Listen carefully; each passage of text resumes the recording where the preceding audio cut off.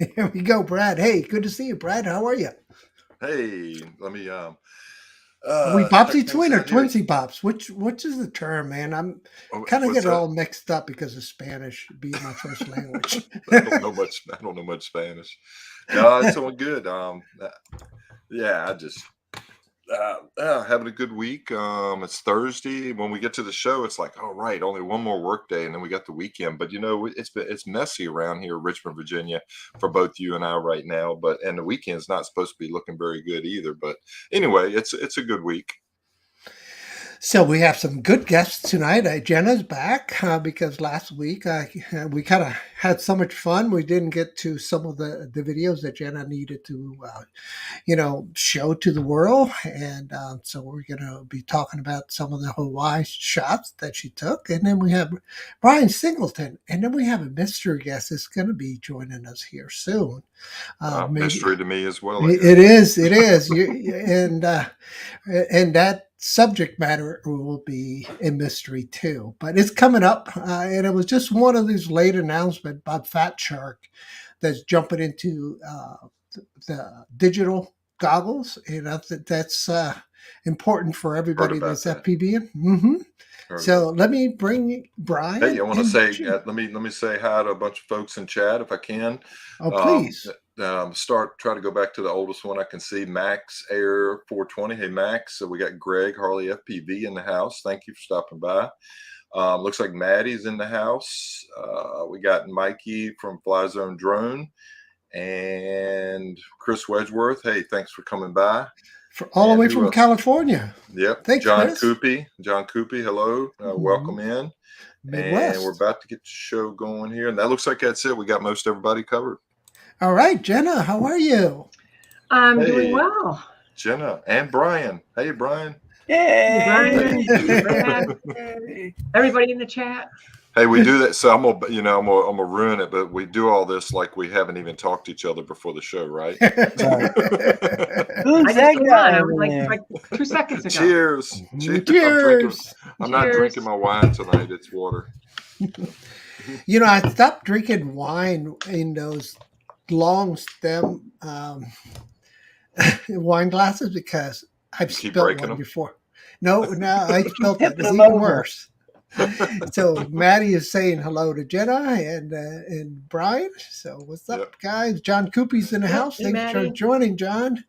And all right, Nice. I'm going to let the cat out of the bag. John Coopy's going to be the mystery guest. We're going to be talking nice. Awesome. Fat Shark stuff. So Cool. he's going to jump it in whenever you want to jump in, and we'll get you going. But Hey, first of Steve all, Knowles, hello.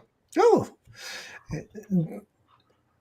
so Jenna, I know last week we forgot all about the post. I forgot about. Well, we really didn't forget about it. We just got so busy in the conversation. It's It was tough a- when you have so much fun. We had Yeah. a good show. We had a good show last Indeed. week, that's for sure. Yes. So without any further ado, would you like to show us the beautiful shots you got from Hawaii? Yeah. So little video that, and it's just kind of like, it's just rough. Actually kind of just made it just for you, Al. Actually. Thank you. It's just So- raw video right now, Jenna. So I'm going to share my screen and I'm going to bring it up. Now it's my turn to accept it. Here we go. Okay.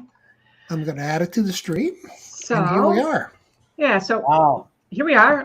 that's impressive. Yeah, just chasing sunsets on Waikiki. And it was one of our first sunsets, I think, that we got for that day was when a- we were there. That was a great Nice. capture. Beautiful. And, just kind of followed it down. You can see people there and just following, just standing there for the sunset.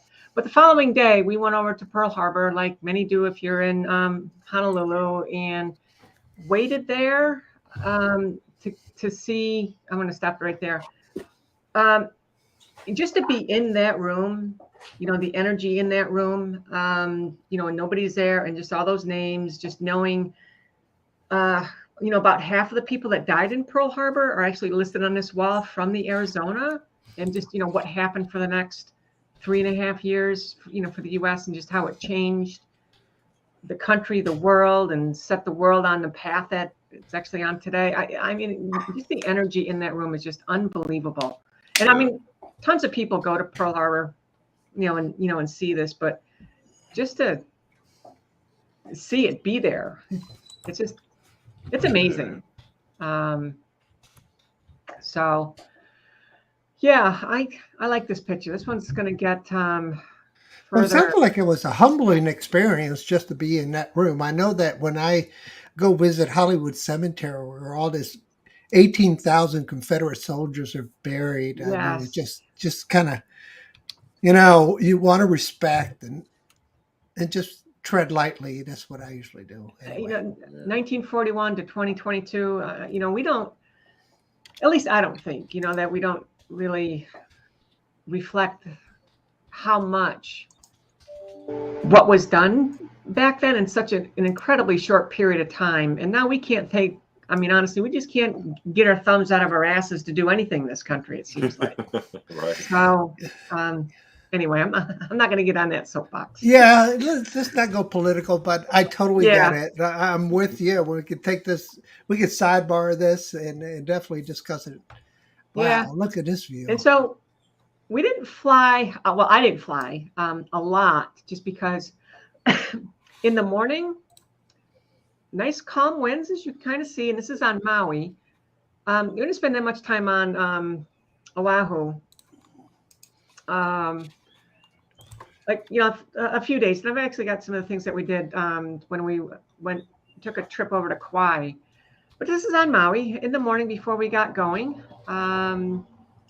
It's just absolutely beautiful. It's one of those things you walk along the beach and, you're on the beach and it's beautiful. But, again, you don't appreciate how beautiful things are Right. unless you can kind of get a better view. And how do you get a better view is put your camera up in the sky. And that's Haleakala. That's the extinct volcano on Maui, which early you can actually see the top of it. Later in the day, the 4 bits will be covered in clouds and might rain. And that's where we Right. stayed. Condo. It's a whole right lot in the different. center. It's a different weather up there than it is down below, because I've been there before. I know we spoke about this last week, but when I went, it was about 80 degrees down on the mainland part, and then when you got up on Haleakala, it was about 50 degrees, 48 degrees, and cloudy, and weather Yep. definitely different. Wow, I Yeah. love this shot with, straight down with the colors Yeah, and the geometry. slow moving, panning over. Yeah. And I didn't even color grade any of this. I just put this together. This is straight out of the Air 2S, which I'm sure will be the subject of a conversation later on tonight when we talk about the Mini 3. Yeah. But just coming down and getting a picture of Jules, and there's Nancy. She's taking pictures. So this is the dynamic trio that went to Hawaii, I take it. Yep, yeah. It was kind of like just a little bit of a girls' vacation that we planned in 2019. Started to plan in 2019, and for 2020, and that didn't happen. And we did it again, planned it again for 2021. Well, that didn't happen, but so planned for 2022, and we finally got to go. Wow, that just looks amazing. So did you get a chance to do any water sports while you were there? Now that we're looking at a lot of water, kind of triggered that question. We we did some snorkeling. We went snorkeling in the Molokini volcano on Maui. This is when we went to Kauai. This is an open door helicopter ride, and this is approaching the Grand Canyon of the Pacific. I only took a couple clips. How did that feel sitting in there with the open doors, or have you ever done that before? Once when I was really, really young. It was exhilarating. The clouds were a little bit lower here because it was in the afternoon. And then on the other side of this island, they say it's one of the, I'm going to stop it here. They say it's one of the wettest places, if not the wettest place on Earth. So it always gets cloudy at the top most of the time. It's cloudy at the top and clouds spill over. And there, it just, the clouds were a little bit lower. And it caused this part, we were in a canyon. So our helicopter pilot, I'd say she was about maybe early 30s or something. She does this all the time, many times a day. She's just bebopping in her seat, listening to music, taking us in these canyons, turning on a dime. And I know this is really dark. I didn't change the aperture for this. But you can just see, really just close to the canyon walls, just turning on a dime. And this is the Nepali coast. And you'll see, just right up against the, the walls and then coming out. It was absolutely, incredible to, to do it, let alone just to see really where so many movies have been shot. Jurassic Park in part has been shot here. It's just such an iconic picture. That would be a wonderful place for FPV, and with all those freaking dives, man, you could just dive all day long. Crazy. Yeah. Right. But, and look at crevices and stuff. just amazing geography. Wow, look at that. That side of the coast, totally inaccessible. There's no houses, and there's some trails along the top of the because I call it the Pacific Grand Canyon, but absolutely crazy. So it looks like a few more folks jumped in. Sorry, Jenna, I stepped on you there for a second. Yeah. Just wanted to welcome Novice Quads, John Coopy. We have Ray Kelly and hey Ray and Key Largo dude. Yeah, Chris is here. Chris is here. Yeah, Chris. Yeah, so on this one, excuse me, we're actually going down to the airport. Again, this is in the morning. And this is on the Big Island. And on the Big Island, there's different lava flows, different times. This is one type of flow. It's kind of more brownish. I don't know, its age compared to some of the other, flows around it. Clearly, there's not much growing on it, at this point. There's some grass here and there. But looking forward, you can see, and we're going to go right at the tip down here. Well, we're looking at the lava. It brings up a couple of questions. Did you get a chance to find some obsidian out there, or did you purchase any obsidian? I did not on both counts. It's a good question. Probably should have kept my eye out open for it. Yeah, that was one of the things that I used to play with a lot was obsidians. I used to make like these arrowheads, and the way you do it, like the Indians used to do it, you used horns or, from elk or deer. Yeah. And that's how you chip them and get them in the shape the way you want it. You just kind of flake them off. Anyway, sorry to sidetrack you. Go ahead. Oh, no. This is like another good example. Obviously this is quite old because you've got a lot of vegetation growing on it. But here's one. It comes down. They float to the sea. It's a different color than this one, and that's the volcano up there. Again, in clouds, is sped up and it's a little choppy. It's not playing as smooth as it could be, but oh well. I want to say hi to Robbie. Travel Check 360's in. Thanks for stopping by, Robbie. We got Johnny Drone Flyer in the house now. And hey, boys. Thanks for coming by, buddy. Oh, you know what? I'm going to interrupt you one more time and go ahead and pause for a second. So I had problems with I need to make a public announcement. I got this box back right here. And I haven't opened it, but I know what it is the Autel Nano Plus. Now, I ended up having issues with the gimbal. Yeah. But I had issues with the gimbal, so we sent it back, and they sent a brand new one back. So I'm going to open it up, take a look. See, unboxing. Oh, it's unboxing. It's a live unboxing. Live unboxing. Here we go. And so Yeah, the brand real new. question is this: did they just send the whole unit back? Because I only sent them the It looks drill like and no that's a back. brand new fresh box with Yeah, everything it in is. it. Hey, Yeah, it Al, looks new. Al, I have one question. Is it going to Sure. fall into the ocean? That's Probably the question. not. Bryan loves it when all my stuff falls in the Not ocean. yours. That wasn't that Marcus's that fell into the ocean. Wasn't that his Manos Club? Oh, So Robbie Gray inspired me to open this live here because I just, um, it was a collaboration between him and I It'll to be do a this. it'll be So a what did Xeno. I get? Oh my gosh, there it is. Did it come with the battery and a controller? Holy crap, the Sony controller too. oh wow. Okay. Thank you, Nice. Altel, very much. And a battery. And a battery. So, wow. Wow.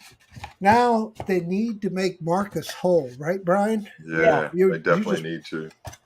So I'm going to stop doing the unboxing, and poor Jenna gets interrupted so many times. My fault. No worries. No worries. I'm so glad you're such a good sport. Thank you. Okay. Back to the scheduled program. Back to the scheduled program. So just a quick Back to panel your around, regularly just looking at the scheduled different, elements of the landscape, different lava flows. And this is one of the areas that is supposed to be really beautiful if you can get to it. And I say get to it because you can only get to it by walking down a nice trail. It's not that bad, but it is a little bit of a hike. Either straight down the trail that we're just about to go over, or along the beach, maybe about half a mile, So 3/4 of a So we're mile. talking 20 minutes, 30 minutes, or an hour? It's actually about a mile from where I was. Mind you, I had visual sight of my drone the entire time. I agree. Speaking of I can which, see that. we talked about this last week, and you might have mentioned it tonight, and I haven't heard it. But what drone are you flying here? It's the Air 2S. Okay, yeah. Okay. Yep, Air 2S. And you can see, these black sand beaches. There's a couple people right over there, that are about to get into the water. But I love these shots. It's really nice to be on these black sand beaches versus regular sand beaches because they're an entirely different consistency. And just walking on them, you kind There's of sink in a different little bit more. different levels of consistency as well, right? So you got sandy black sandy beaches. You've got rocky beaches, and then you've got the lava, the jagged, sharp that'll cut you wide open lava as well, right? Yep. Wow, look at that. Yeah. So this beach, if you can get to it, I mean, it's a little bit of a hike, but it's worth it. One, because it's beautiful and it's secluded and not a whole lot of people get there. And so there's a shark there. No, further up the beach. Squirrel. Sharknado. Sorry, Jenna. Up here is where like a state park is, and you can walk this and get down to here. Because the thing in Hawaii is that all beaches are public. Oh. So you don't own the beachfront. Yeah, nobody owns beachfront in Hawaii, and that makes it, so every beach is accessible. And even if there are condo complexes, hotel, complex, whatever, they still have to provide beach access. And they can't claim any part of the beach as their own. They can put stuff out for their, customers and, whatnot, but they can't claim it as their own. Got some livestock. Any livestock down there? Any animals? Actually, on Maui, tons of chickens. Oh. On Hilo, on the Big Island, goats. Oh, nice. Goats. And a number of years ago when, some major storms came through, that just set a bunch of goats free and cats. They've got, like feral cats and whatnot, but goats, you'll see goats roaming around all like everywhere. But surprisingly, we only saw one that had been hit by a car. They grazed on the side of the road. They're like everywhere. Right. And but they seem to manage to stay out of the yard or out of the road. So It's called genetic selection. Yeah. Well, there's no lack of food for them because them suckers will eat anything. Yeah, all the Right, lizards right, running that's around, right. right? Yeah, Yep. yeah. yeah, Wow, and there's the dynamic yeah. So there we trio. were, the three troublemakers. Well, Hey, you guys have been waiting a long time to get there, so I'm so glad you guys made it. Yeah, hey, and so I want to say hi to Uncle Bill, and Uncle Bill Toys. He's just coming in to chat. Hello. there's one other nice little video that I took with the Osmo. Did you have the mobile Osmo, or this is just This is the which Osmo One, the first Osmo. Uh, the pocket, or no, the camera stabilizer? This Gotcha. guy look just at that. Nice shot. Wow. he was there, and we because the way where we were, they have this complex, and the sea turtles can go in and out of this kind of like artificial lagoon, and they feed on the algae that grows on the waterfall there. So yeah, so this guy just in the shallows there, and people are in the shallows, so you just stay still, and yeah, I just put the Osmo in the water, and there he goes. So Uncle Bill was saying that he spent 12 weeks there. Man, I am so jealous. Wow. Yeah, it was nice. Very nice. But now, on to the star of the show. Yeah, Oh, here we go. yes. So everybody in the chat, make sure you watch this. This is awesome. Yeah, so we'll do, let's do the third one. So these I shot in 8K. Check this out. Wow. And then tell us the story behind that, like you told us last week, Jenna. Yeah, so we got there like 8, 9 o'clock at night, and we set up, and we're approaching this the area, and you can just see this red glow. And we didn't think, we didn't know what was happening, right? And there wasn't that many people that were down there, but there was a few. And so when we got there, you could just see off in the distance what was happening. And this is kind of off in a distance. Like it turns out when we went back the next day to ask how far away we were, the ranger said, well, you're about a mile away. It looks so close. It looks like that camera does a good job. Yeah, I had my R5, and I had my 200 millimeter lens, and I filmed, videoed, whatever, recorded. So I took this in 8K, and then I, just punched in on the video a little bit, just cropped it in. Max is going to melt his drone flying over there. So, when you're that far away, you don't appreciate what's happening down here, for instance, like the lava, the lava, that's just bubbling. Like you don't see it. You just see this glow and some movement down here, but to see the little pops of lava coming up, and, you can kind of see a little bit of the splatters here. But what's happening is there's a vent here. You kind of see it when this goes off. Mm-hmm. And when this goes off, the ranger said, now keep in mind, you're looking at these things and it doesn't necessarily seem all that large, but again, you're almost a mile away. So these little pops are 15 to 30 feet high. Oh, wow. So not necessarily trivial activity, though this is activity in the bottom of what they call, the lava lake. And the lava is just flowing down here. It's coming down through here, and it's exiting and going back down, like into the volcano here, and also like some down here too. And so cool. It was nothing like really what we expected. We didn't know what to expect, really. But at the end of the day, we got extremely lucky, because when we went back the next day, there was no activity. Wow. So there goes to show you, when you're on vacation, guys, if you got a shot or opportunity to do something, do it, because you might not be able to pull the trigger ever again. Yeah.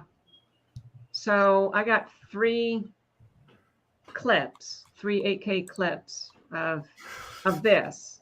And it's like, each clip is like 50 gigs. Wow. Yeah, I'm And sure. What are they, very nice. about 5 minutes a clip? Yeah, but just to see this, Wow. and to have it go off like that, I mean, it's pretty neat. Yeah, it is pretty neat. Wow. Yeah, I'm with Max. I would probably put a drone up and just freaking sacrifice it. Just like that one video. Like this one, Yeah. And you could take your cub and fly it over there, Max. Nothing Yeah. might survive. Oh no, it probably hit those air currents and just mess with it so bad. That's just amazing shot. I It mean, is. watching that freaking lava just bubble like that. And I don't want to push you away from this video quite yet, but I know you have another video to show the next night, right? Yeah. So the next day. Oh, the next day, right? Right. Yeah. So so just to contrast this to what we see here, and so that, let's see here, is it's on this clip here. And while you're doing that, I want to say hi to Night Train FPV. Hey, Mike, how you doing? We got Akarasho in. Thanks for stopping by. And hopefully we haven't missed anybody. But if I have, welcome to the show. And so this is the following day. We went back less than 24 hours later. It's not quite as punched in, but I'm glad it's not, because you can kind of get more of the lay of the land. And so this is that little lava vent here, And it's dormant going now. down here, Yeah. and coming out here, and it was going here, and it was hitting and brushing up against this wall here.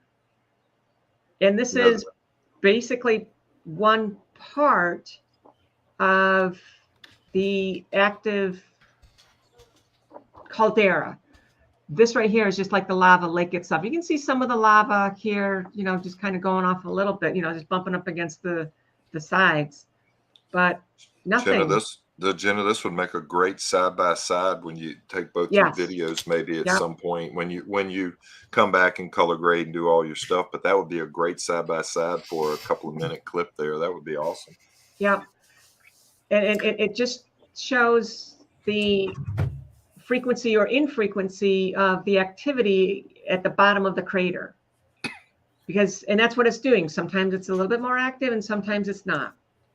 And you can see how thick the crust gets here, whereas like this is all stable here for the most part, and really the only part that's liquid is just this part, or molten, is just that part there. It's kind of hard to see, but like what you were speaking about earlier with the night shot, the previous night, with the plumes coming up in the air about 15 feet, I would guess that crust right there has got to be a couple of feet thick at least, if not more. Yeah. We're a mile away. Yeah, you're a mile away in the shot, so that's got to be pretty thick. Close to a mile away. Hal 9000, welcome. Zigzag, Ground Zero. Yep. Ron, RL Photography. Hey, Ron. Hey, Ron. And this part here is, it started to rain. So this is still part of the caldera here. I'm playing with the aperture here. But it started to rain. And in the caldera, still, when it started to rain, then you can start to see the steam that comes up from the sides here. Wow. Yeah, I can see that. I would love to be able to. I would like to check that out.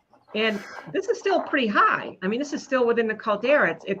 We're not, kind of still at that level. How far away is this shot? Oh, well, you're pretty close here, right? Like within a mile. So yeah, probably maybe a third of a mile, maybe. Oh, okay. But you can see how that, goes up, and this even, comes down even further, and then it goes into more of the active lava, lake, the bottom of the caldera itself. I would guess that's pretty unsafe down there, right? Yeah, I would think so. But right. So there you can see, the other spot there. Yeah. Wow. I mean, I could watch this for another hour. So, but with that said, yeah, I'll stop showing. Al, thank you so much for the opportunity to show this. My That's rough great. cut. Great You're footage. our pleasure. Really, it really is, truly is our pleasure, Jenna. I'll go ahead and remove this, and then thanks again for sharing. That's amazing. I know that everybody's been chatting about how nice the video came out. Yeah. And, Indeed. Yeah, and like I said, I haven't Especially with done the much with them at active, all. the stuff with But the active volcano was really kind of spectacular type stuff there. Yeah. Yeah. Absolutely. Yeah. And then Yeah. those flyovers over those black sand beaches, that was pretty impressive also. So yeah, I mean, there's so many things about the terrain there that FPBers would go nuts. I know John Coopy and, Night Train and FPB would go nuts too. And, and then we have Harley, Greg. We would just go Yeah. crazy over there. I would definitely put a long range receiver on the drones just to get out there. well, next time I go, I'm going to bring something. Yeah, that's a good travel drone right there, Jenna, because it's not that big. I was going to say, a little disappointed you didn't send the Air 2S over there, but that's okay. Well, I tell you, Max would have melted his drone. I would. I'm with some of the folks in the chat though. At least a couple people I think said it. I think if I would have had my Mini 2 with me, I think I would have sent it. Yeah. I mean, sacrifice or not. I mean, I would hope to get it back. Yes, but that is a great idea, and it's a perfect dovetail to get Bryan back into the conversation because he has so many sacrificial drones that he could put over there. So, if you haven't seen Bryan's channel lately, he reviewed the Hollytone. What was that? A 630 or something like that? A 360? Yeah. Right here. Yeah, that was a good freaking little flyer, man. Yeah, it's pretty nice. This is the one I'm sending you, right? This is the one you wanted? Yeah. Yeah. Mm-hmm. Yeah, it's pretty nice. It's got brushless motors. It seems decent. 3-axis gimbal that was rock solid, GPS. And I noticed there was no jello in the video. Yeah. I mean, it wasn't, the bit rate wasn't 100 megabits per second or nothing. It was probably like 10, but it still, at least it didn't flutter. Most toy drones like this, there's jello galore, but there was no jello in there.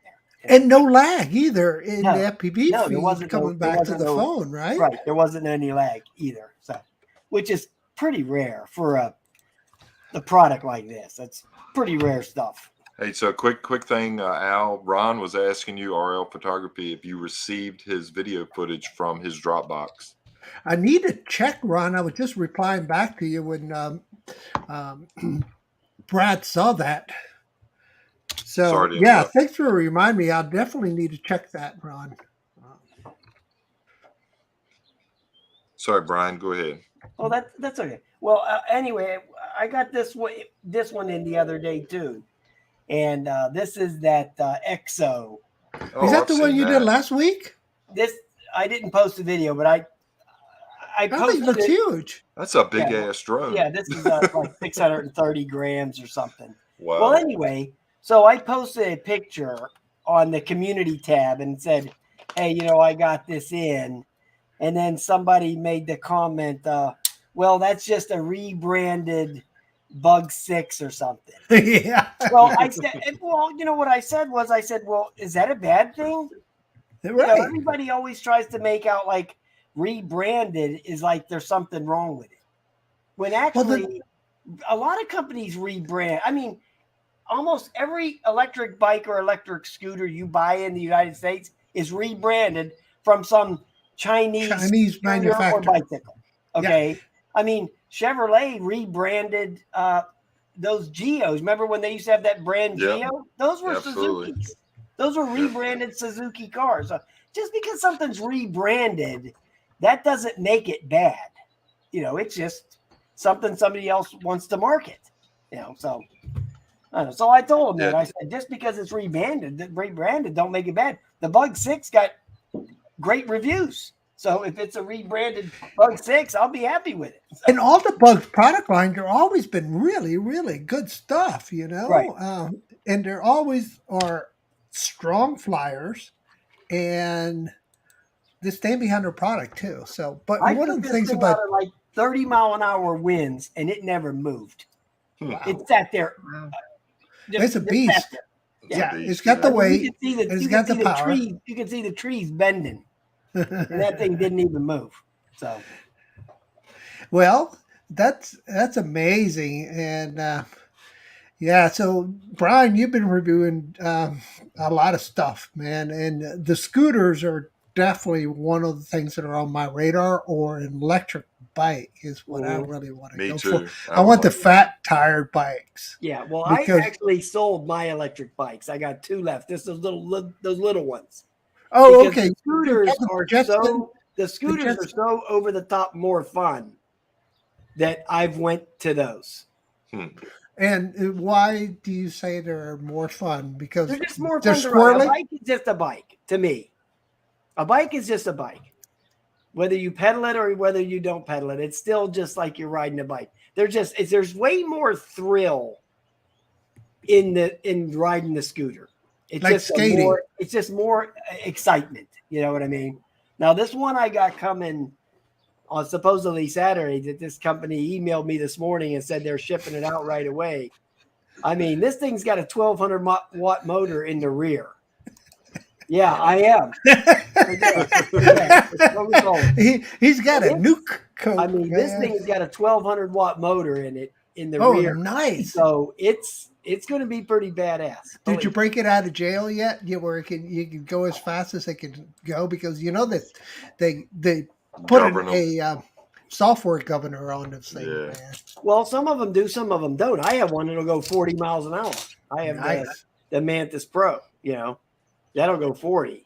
So almost all of my low end scooters I sold already. So most of my stuff now is of the higher end $1,000 and up stuff. Most of my $500 to $700, $800 ones I've sold. You usually sell them on Craigslist and pick up only? Yeah. I don't ship those things. They're too much money. Yeah, too much money to ship. Nobody wants to pay. I have no problem. I sold 7 scooters in about a month. No, off of Craigslist, no problem. Yeah. Nice. It's so much easier to sell a scooter than a drone. Yeah, I had no problem. That's a good point. I have all kinds of trouble selling those drones. So why are we spending thousands of dollars on drones when we could be reviewing scooters, right? I sold my regular Evo. I have my Evo 2, which I'll never sell, but I sold my regular Evo. Man, that took me forever to sell that thing. What'd you get? $600 maybe for it? Yeah, that's what I got for it. Yeah, that's what I thought. Yeah, because and you paid what, $1,500? I paid a $9.99 for it, and then I bought an extra battery about a couple months later, or whatever. So that was another $150. Yeah. So and then the tax, and then and then I bought that big orange case. That was what, $35-$40 at Harbor Freight. So yeah. So I'm somebody got a deal. $1,300 for the shooting match. Did you have the Horizon issue with yours too, Brian? Okay, because my Evo too. I mean, my Evo was perfect. I mean, because Ken Dono, man, he just hammered Autel over the head with the Horizon issue. Remember that? I mean, original Dono just went nuts over that. Yeah. Susan Lee's in the house. Hey, Susan. Hey, Susan. Never had a problem with mine. There's a good one. Did you bring that? Take that with you. Never had a problem with my with that thing. Not one. Not one. Or the Evo 2 for that matter. Never had a problem with that. So that thing flies like a champ. Nice. You had a good one then. So, Drone 51 did a really great review on the Mini 3, but he said that the Mini 3 was the only one that had front, back, and bottom sensors, and that's not right, because you have the Xeno Mini Pro that has that, Brian. Right. You have the Xeno Mini Pro. I never use optical avoid. I turn off optical avoid and every drone this one I has front, back, and bottom sensors too. I don't like the way the drones fly when that's turned on. I know it is. I don't know if you guys see my latest video where I treed my Air 2S for 4 days. Yeah. My sensors didn't pick up that tree quick enough. I just backed right up into it doing a dolly zoom, and it got stuck up there for 4 days. And I finally, and Brad, you remember me calling you and oh yeah, and just crying in your shoulder. Hey, what are you doing? I have a recording of that. I'm gonna post later. But. Hey Al, you could have called you could have called the fire department. Said my grandkid stuck up in the tree. My kitty cat is lost. You know what you could say? You could call the fire department and say, "Hey, my grandkid got stuck up on a tree. He went up to climb up to get my drone." So then you go, and then they go up on the ladder. And, oh, well, we don't know where he's at, but grab the drone. Here, grab that while you're up there. Well, that story. I watched that video, Al, again last night. At some point, I went back and watched it again. And it's a sad story up until the moment that you get that drone when you go back and the storm knocked it out of the tree on day 4. Day 4. Okay. So what I didn't put in the video is this, that I kind of did a covert recovery of the drone because I went back around to try to drive into the facility. And it was closed. And I'm like, oh, I'm not going to leave it on the ground. And so I did a black ops operation and got it out of there, Yeah. That's all you should say on the stream. You got it back. That's all that matters. Yeah, I got it back. Oh, man. All right. So you guys, I'm going to be doing a special every week. It's going to be Crashes of the Week. And I know you guys got a little bit of a preview, and I'm just going to do a little bit of a preview, not much, because I don't want to give away the whole video, but all the FPV guys can appreciate this. John Coopy, you'll like this.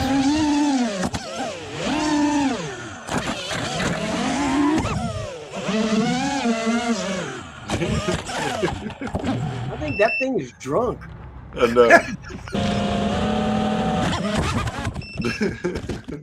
I think that's the same guy right there.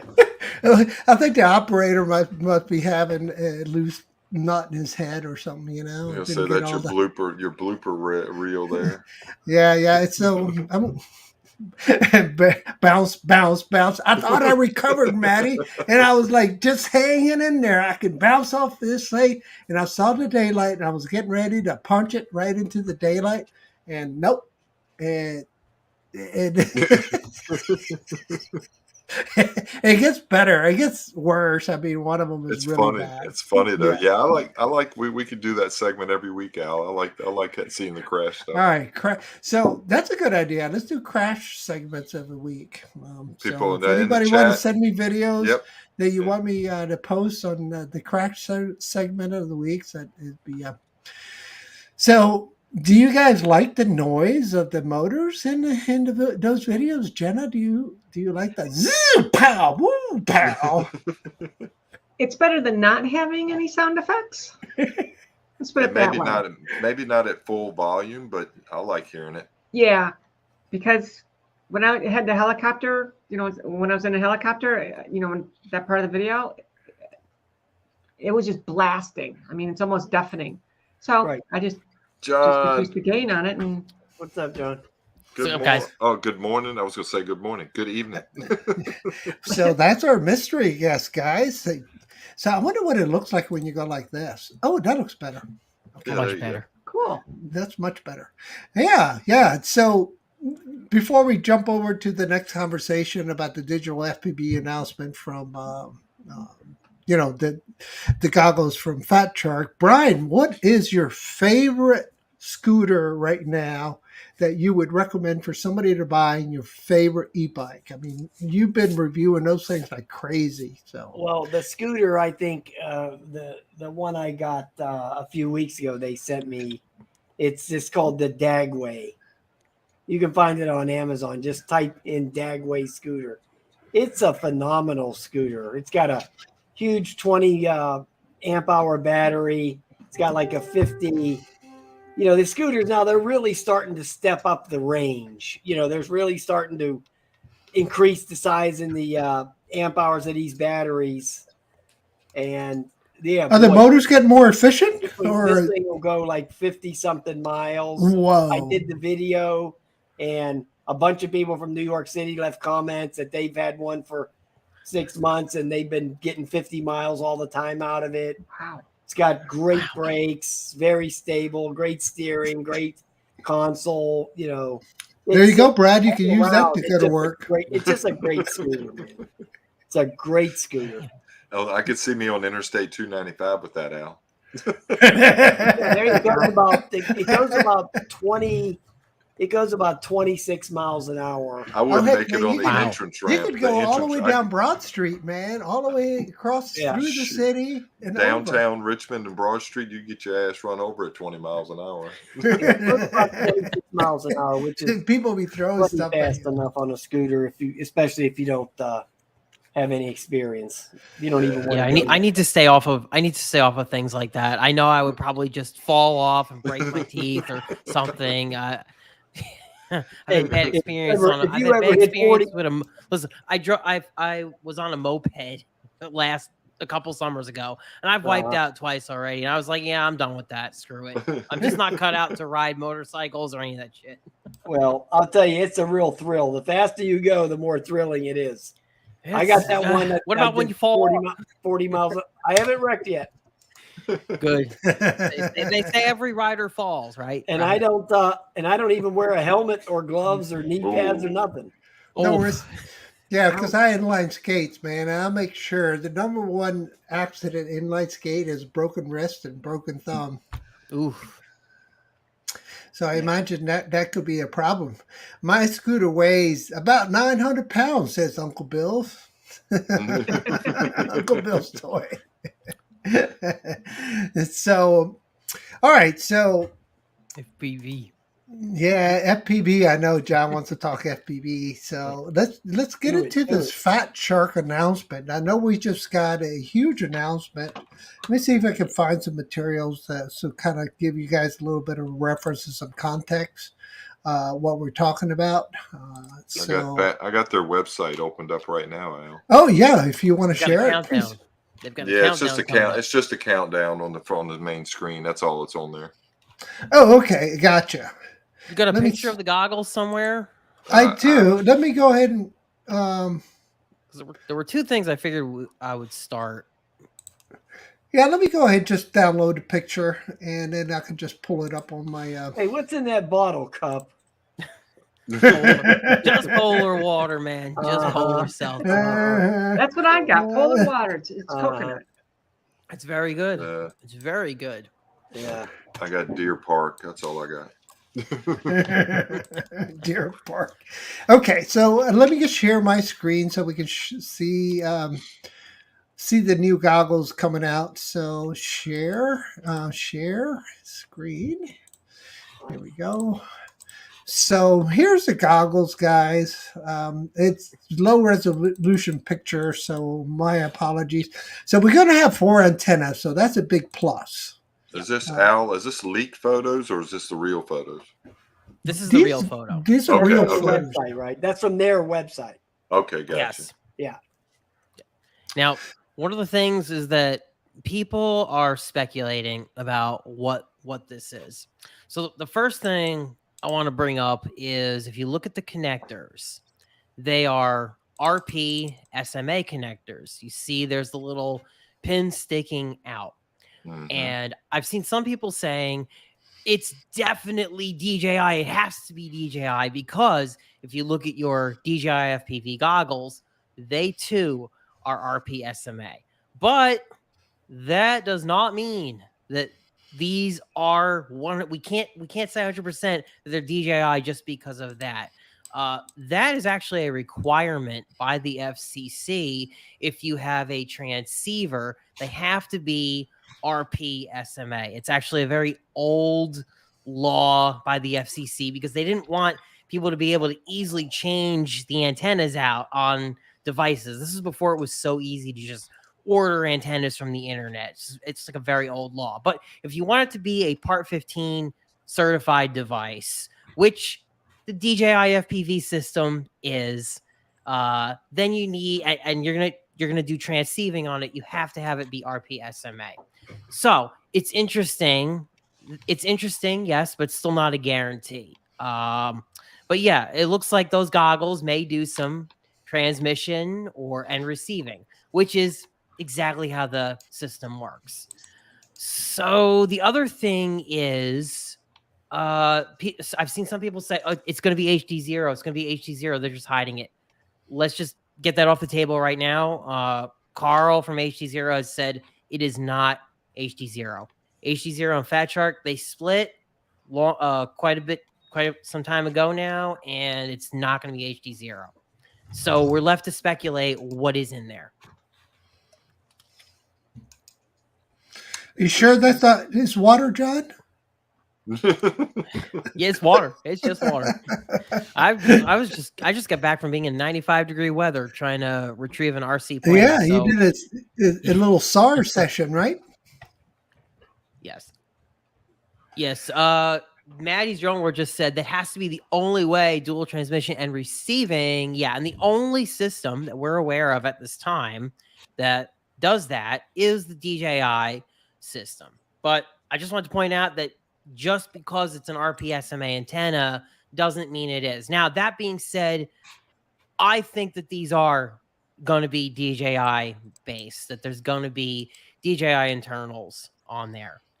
And if you had asked me 2 years ago, 3 years ago, and said, hey, you think Fat Shark and DJI will ever team up? That's I what would I have was told getting you. ready to I would have say. told you, hell no. I would have told you absolutely not. How would they share the intellectual property and keep it segmented, compartmentalized so they don't bleed on each other? Well, if you think about it, what does Fat Shark do? What has Fat Shark done for years? They have a shell, and they source the screens, and there's an operating system that, accesses an external module. For DJI to sell their transceiver to Fat Shark really is not that big of a deal if you think about it. The Fat Sharks are very compartmentalized. They've got module bay and all that. Fat Shark, I guess some of their goggles have a receiver, but I see what you're saying. They're not going to give them the intellectual property as far as they're going to all license the code and the algorithms. They're just going to give them the whole. They're going to just like buying the Cadix. They're going to license it. They're going to license it. Yeah. And this, look, we know from what Carl HD0 has said, they have spent millions of dollars, literally millions of dollars developing that system. Okay, these HD FPV systems are not easy to make. They're not cheap to make. Could Red Cat, which is Fat Shark's parent company, could they have some technology that they bought or found somewhere? It's possible, but I feel like it's unlikely. I feel like we might have heard about it. The closest thing that I could think of is someone brought up that Red Cat owns Skypersonic, and they do some kind of HD video transmission stuff as well. But to me, it wouldn't make sense for Fat Shark to do that unless it was like 100% ready. And we've heard no whiffs of that. So, do you think they're going to kill Sharkbite? I think Sharkbite's done. Oh, do you think it's going to kill HD0? Is that what you asked?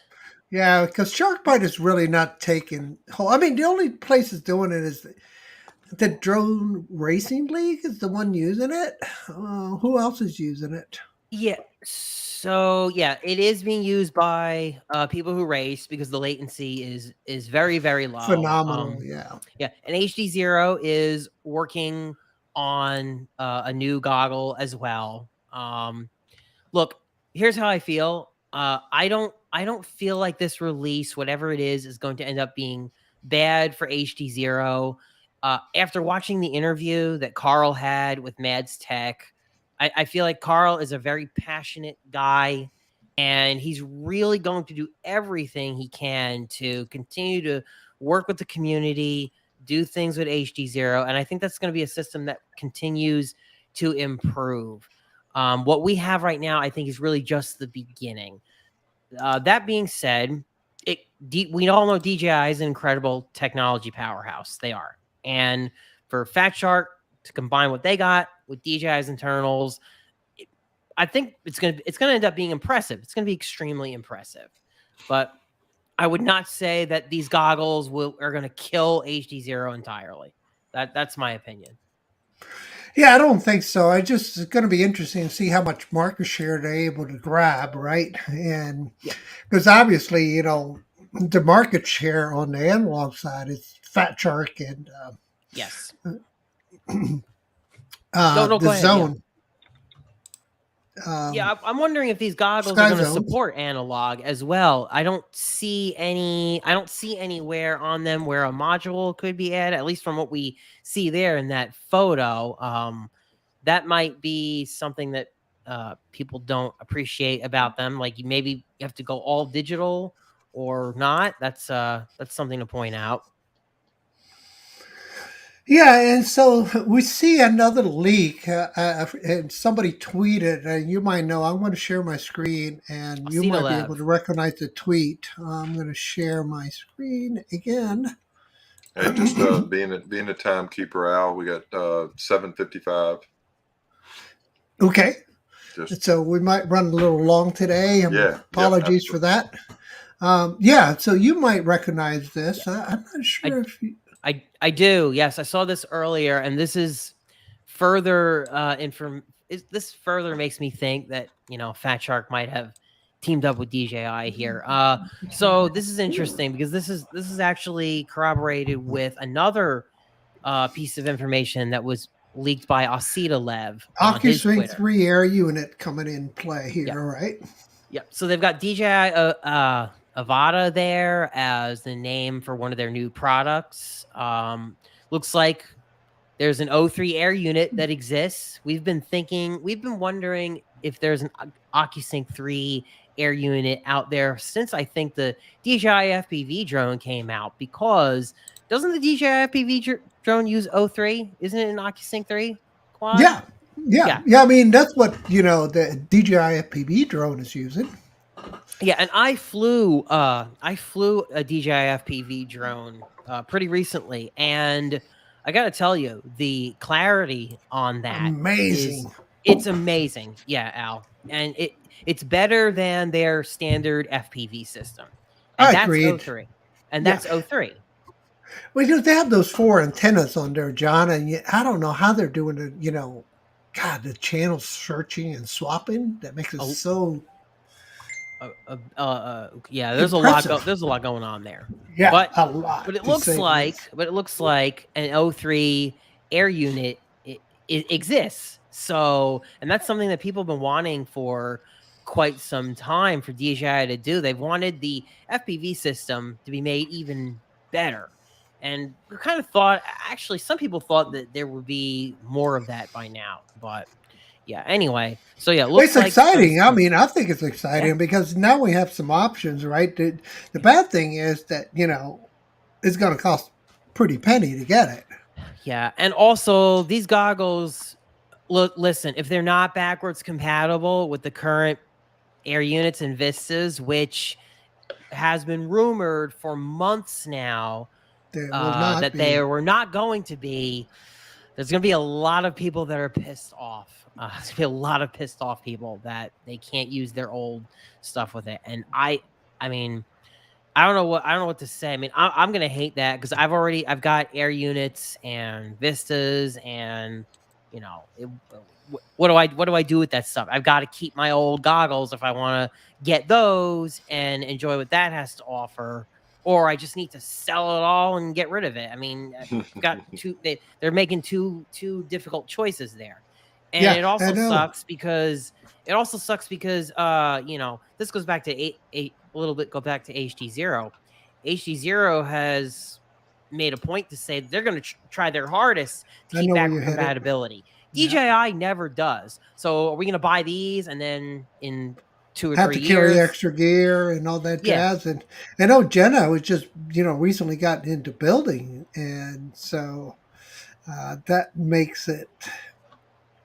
Oh, there it is.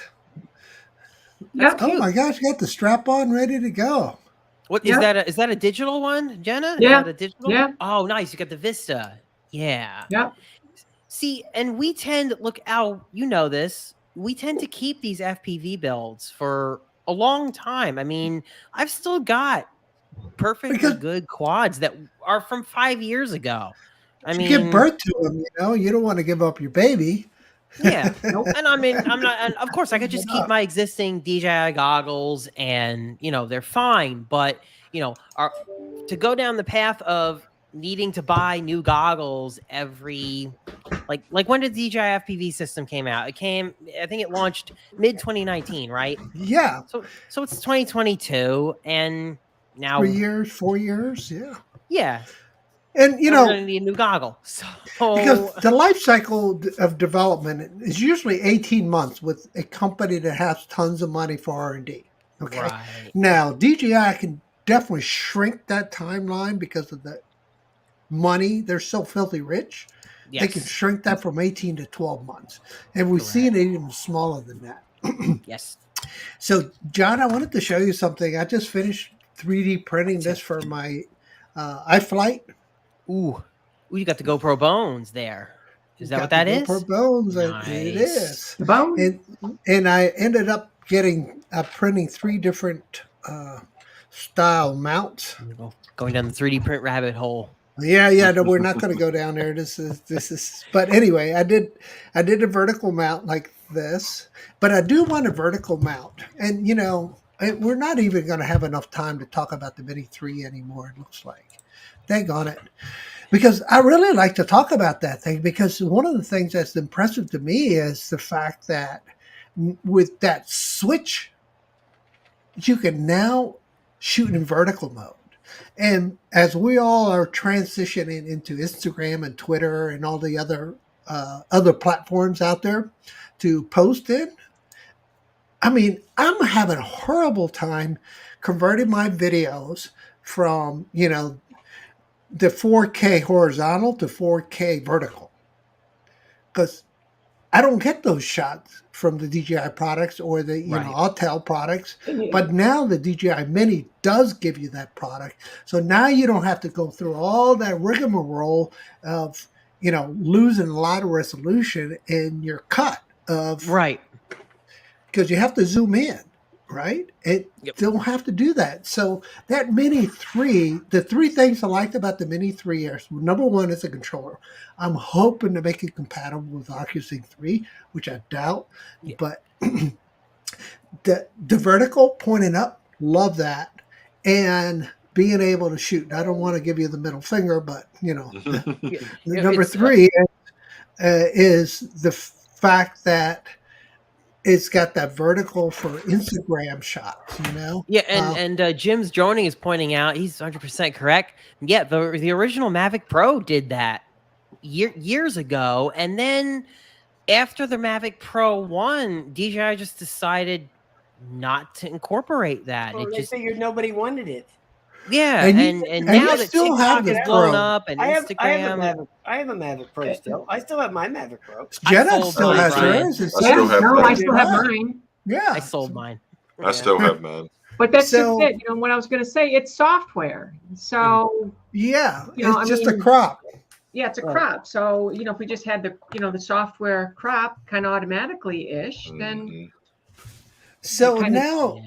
Yeah, I mean, I really, really like. I mean, all right, John, I'm going to steer the conversation away to the last few minutes to the Mini 3. Great conversation of FPV. John, you want to come back on the show? We'll keep this conversation going. I think it's worth pointing that out. There's a lot of value there that people want to know about, and some of the pros and cons. But let's talk about the pros and cons of the Mini 3. Jenna, what do you like and don't like about the Mini 3? Well, I do like the vertical because I do like, the ability to be able to shoot in different modes, kind of like, photographer, videographers, sort of thing. So you don't necessarily want to be wholly limited by, just this on a camera. I don't know how many times, you get locked in. I'm shooting like this, or I'm, recomposing or whatever. So it's flexibility. It's always flight time, it's always a good consideration. I mean, the 249 grams, it's like big deal. I mean, you don't register 40 minutes flight time. Yeah, the FAA. Well, so it's like 34 with one battery, the basic battery at 249 grams, and then 47 minutes with the heavier battery, which puts it over 249. Yeah, but the thing is, I mean, what, you don't have to register with the FAA? Right. Big You deal. don't have to, but it's no big deal to us here in the U.S. Really. Yeah, I mean, I don't care. $5. Yeah. Just add it to the list. Bryan, what do you like and dislike about the Mini? The price, I'm sure. Well, I mean, I just don't. I mean, I want to get the Mini. Don't get me wrong. I'm going to get the Mini. I just don't know if I want to be the guinea pig. I don't really care about being first anymore. Okay, I don't care. I know you're all set, I wound brother. up getting those the Xeno and the Femi Mini. I wound up getting them, but I waited 3 or 4 months until they, until everybody crashed them and all the buggy firmwares and all this other BS. And then I wound up buying them, and the Xeno Mini Pro was a little bit of a problem, but I got it all worked out now. Okay, so now it's okay. The freaking cable, man. I'm just not interested in being a guinea pig for these jokers. I'm going to get it, but I'll just wait a few months. No big deal. Yeah, Okay, Bryan, that's super smart. I gotta say, yeah, that's really smart to do, because I mean, there's already some issues that have cropped up about it. We've seen videos with the motor overload error and the battery overload and increase in altitude. The heat on the ground, it gets hot. Sure, flying it cools it off and all that, but it's obviously not 100% there. And so if you wait, let somebody else deal with all of that, and by the time you pick it up, it's good. I remember when the Mavic Pro 1 came out, there were issues with that too, and I avoided it for like four Horizon months. issues right off the bat. There were Horizon issues, yellowing of the camera as well. The camera would have a yellow lens, and I remember I wanted to make sure I was getting a new batch of the Mavics as well from where I bought it. I'm like, I don't want the old batch. I remember looking at like the serial numbers and stuff on the box. Man. There's no doubt in my mind that DJI is going to make this right and make this a fine product. Okay. There's no doubt in my mind. Okay. Same. But I just don't want to buy it first and have all this BS. And if it's not right, I've never had to return a DJI product ever. Okay. And I don't want this to be the first one I ever return. So I'll wait. They'll work it out. In the meantime, I just might buy this Nano or Nano. All right. I'm going to interrupt. Brad, what do you like and don't like about the Mini? All right. First, I'll start off by saying, do y'all know, or does anybody in the chat know what FOMO means? FOMO. Fear of missing out. Okay. That being said, what I like about the drone is the camera. I mean, it's got the 48 megapixel. It's got a 1.7 aperture on it. It's going to bring in a lot more light than the previous models. The battery life is definitely strong for just the basic 249 gram level battery. And I don't know, the sensors, I'm kind of with you, Bryan. I don't always use the sensors. I mean, I don't turn them off either, but I'm not going to buy that drone for the sensors. My Mini 2 I love, so I love all the features of that. I do not like the price point of this drone at all. But let's go back to my first point with the FOMO. Yesterday, I was watching Original Dobo's show last night, and it got the best of me, so I ordered it. Oh, you did. You pre-ordered it? Did you have to put down the whole amount? Yeah. Well, so on DJI's website, I went ahead and ordered it with the Fly More combo with the extra capacity batteries. Good for you. So that was $1,000. It was 11. No, it was 11 something. Yeah, man, that just seems to me like, wow, $1,100. I know for that little thing. Oh, I'm with you exactly. I did not want to do it, but here's my thought process, real quick. I'll finish my thought. What you said, Bryan, I was going to eventually have it anyway, and I thought, all right, let me go ahead and get it. Yes, there could be issues out the box, which we've already seen a few of those. They'll fix it, just like we've been saying. They'll get it fixed. I'm going to be maybe a guinea pig, but the shipping date is saying the end of May, so we'll see if that actually happens. I might not see it till July or August. Who knows? Yep, very true. That's possible. And I could cancel it. I could cancel it between now and then as well. Right. So I'm going to throw you all a curveball. So I speak Spanish fluently. And Jose from Drone Mendes Drone Up does too. The Key Largo Drone Dude does also. And then we have Adrian Mateo also. So I'm going to do an all Spanish show. Yeah. Viva Gordita. So just warning you. I'm gonna need a translator.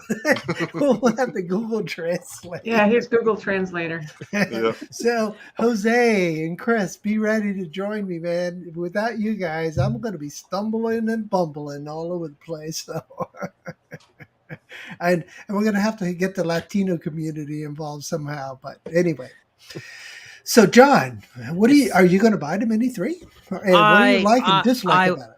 I had my fingers so close to clicking that buy button on release day.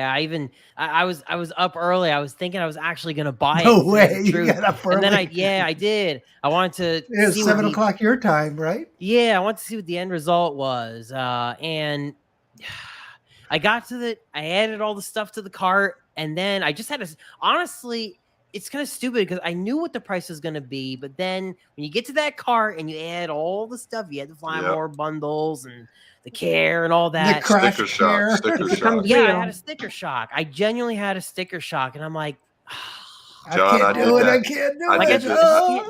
I did it 5 times. I filled up the cart 5 times, and I closed the tab 5 times. I filled my cart up, I think, like 2 or 3 times. So I'm with you on that one. FOM, my brother. FOMO. Yeah. And I was going back and forth. I'm thinking, well, it'll be good for the channel. And I'm thinking, no, all these channels are getting all these views already. And I'm thinking, well, it'll make me ready for remote ID.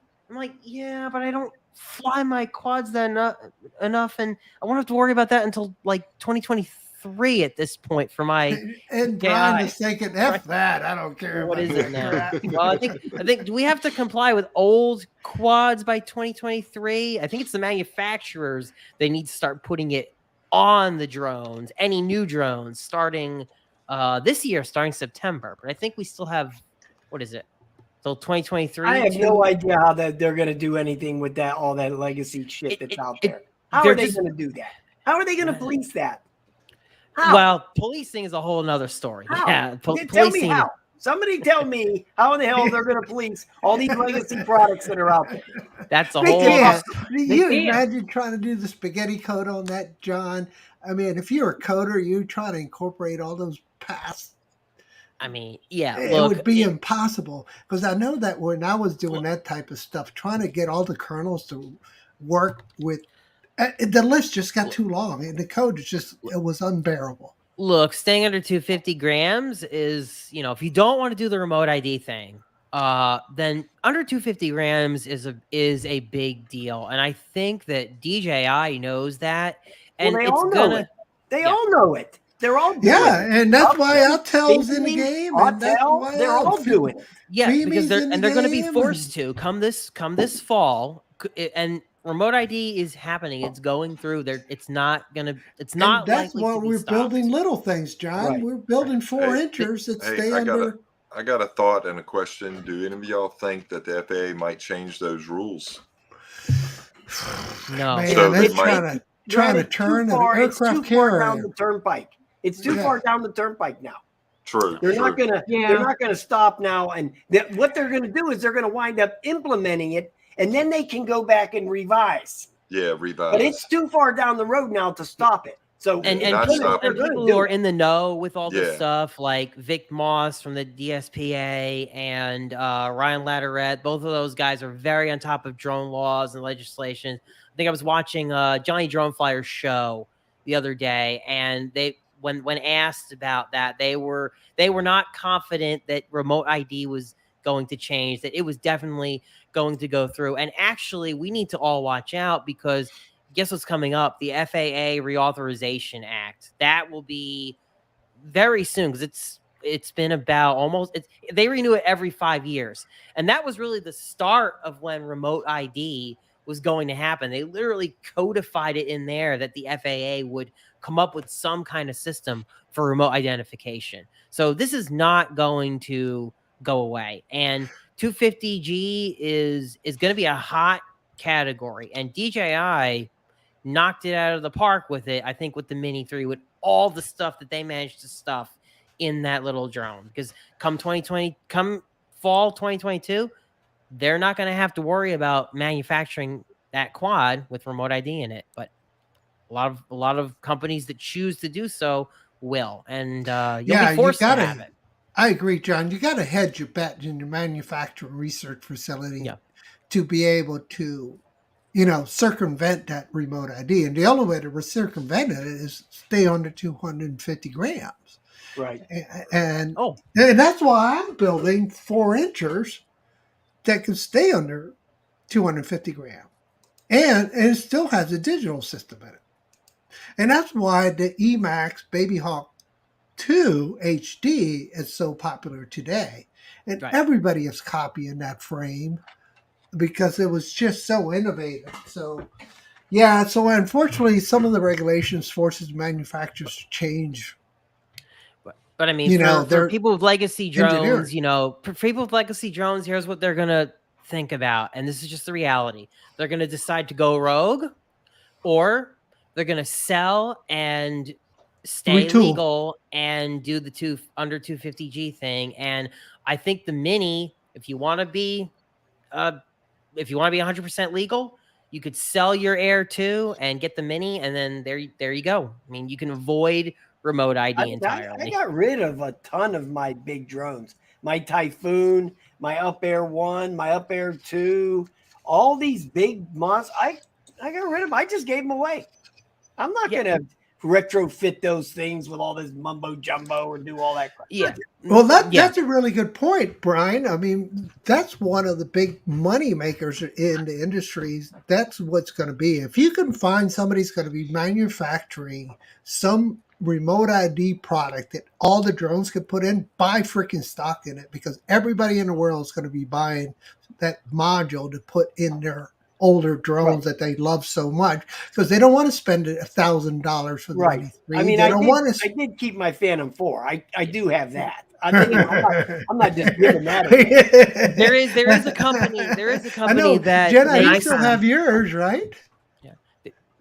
Jenna, do you still have your Phantom 4? I do. Oh, yeah, you're not going to give that up, right? I'm not. No. No, I'm keeping mine. I'm not giving mine up. Brad's been trying to get mine. And I'm keeping my Inspire too. I love that thing too. All right. So we are running a little over tonight, guys, but it's a good conversation we really need to have. Yeah. So, I'm thinking, look, the market is perfect for somebody to come up with a remote ID that can be retrofit. They can retrofit older products, like the Phantom 4s, the Autel, Evos. But don't forget now, not only does it have to be able to go on the drone, it also has to be able to go on the drone and not interfere with any signal. So that has to happen. Okay. It can't interfere with any of the signal going from the transmitter to the drone. So you got to worry about the signal of all these different kinds of drones. They're not all the same. So you got OcuSync this and OcuSync that. Then you got this signal and Autel's Starlink, and you got this and you got that. It's almost like trying to program for an Android phone. But not only is it going to have to be on a drone, but it's got to be on the controller too. It's not as easy as you think. No, it's got to be on there's a ton of transmission systems out there. Starlink, OcuSync, you got the Light Bridge. So anything just within DJI, there, not interfere with any of that stuff. Yeah. You can't interfere with those signals. So I don't know. I was gonna say I've seen already companies that have developed this. They developed a stick-on module of some kind that will be available soon. They've got pictures of I'm trying to remember the damn company's name that I saw, but the module was something like $80, and they advertise it as being able to stick it on your Mavic Air 2 or your Autel or whatever. It's about this big, and you can move it from drone to drone, and that's basically what they've come up with. But obviously, it's like a Loom Cube. You're gonna have to have that thing charged. Like a little light. Yeah, it's exactly. It's like the little light that you move. But You're gonna have to have that thing charged, obviously, to be able to use it. Another item to worry about, right? It's another thing to worry about. Hopefully, it doesn't fall off. You know, I'm assuming it probably works pretty well and doesn't interfere, but we don't know. This is all going to be new crap to deal with if you want to be 100% legal. And the reality is, there are a lot of people that just don't want to deal with remote ID, period. They're not comfortable about the pilot's location being visible to every Tom, Dick, and Harry in the world. Yeah, and that's one thing we're all crazy mad about. Rogue. Exactly. People are going to go rogue. Well, just get on your car and keep driving while you're flying, you know? Right. I have a problem with that, Al. I'm just going to keep flying at them same remote locations I fly at. I mean, I go to those lakes and, places like that. There's nobody there. There's going to be tons of non-compliance with legacy models, and that's just the reality, right or wrong. That's going to happen. So, all right, I'm going to interrupt you guys one more time because Jim Droning is making a good point. Why do you have two USB-Cs on the new controller? I think that's a good question, valid question. Obviously, you could. It kind of reminds me of how you can. All right. On the goggles, on the DJI goggles, it's got two USB ports on it. Okay. One of them is so you can put your phone in the Fly app. Somebody can do a fly along on the Fly app. Right. Which, Brad, you and I did that one time at Hollywood. So that little plastic cover that's on that remote, that RC, has got host on it, right?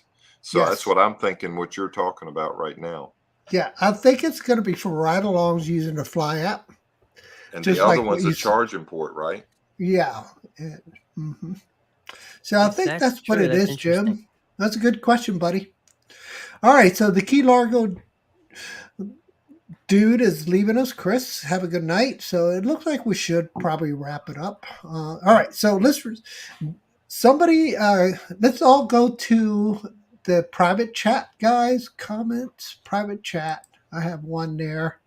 5 minutes warning, Al. Thanks, Brad. That was earlier. Yeah. It was 25 minutes ago. All right. So you guys pick a number between 1 and 20. You guys that are still here, we're going to give a giveaway tonight. So nice. I'll go 13 again. Oh, all right. Well, don't. No, you're supposed to type it into the chat. Somebody here has got to. That's not my number anymore. Okay, somebody give me a number. I mean, I can pick a number. Brad, pick a number. John, pick a number. Bryan and John pick numbers. Put them in the private chat. Put it in the private chat. I don't even know what private chat means. You see in the right banner, you'll see comments. Have Jenna do it because I don't even know. There we go. Right, John's got it. John's got it. Okay. Right. Oh, no. Between 1 and 20, John. Between 1 and 20.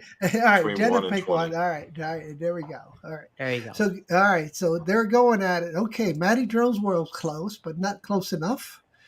Chris, you're out of bounds. It's between 1 and 20, folks. Hey, which one are we going with, Jenna's? Jim. No, Maddie's going to do all it. He's going to get it. All right. We're going with Jenna's. I think we got it. Mike got it. Yep, Mike got it. Fly Zone Drones. All right. Congrats, Mike. Very nice. 18 was the number. All right, man. You got to shoot me your address, buddy. And then I'll ship it out to you. I'm a week behind, guys. What Maddie didn't guess. I know, Maddie. The only number That's something Maddie didn't get. All right. Jenna, thank you for coming. Bryan, wonderful. Right, thanks, Jenna. Thanks. Yeah, thank you. Great footage. Yeah. Great footage. It was it was awesome. Really, yeah. And John, thanks for joining in at the last minute. Definitely want to have you back. And same with you, Bryan and Jenna, man. We got to do this again. This is way too much fun. And hey, Al, when you kick this off, I need to ask you a question before you leave. Okay, stay on. We'll do it. I just want to stay on for a minute. I just want to talk to you for 1 minute about something. Okay, sounds good.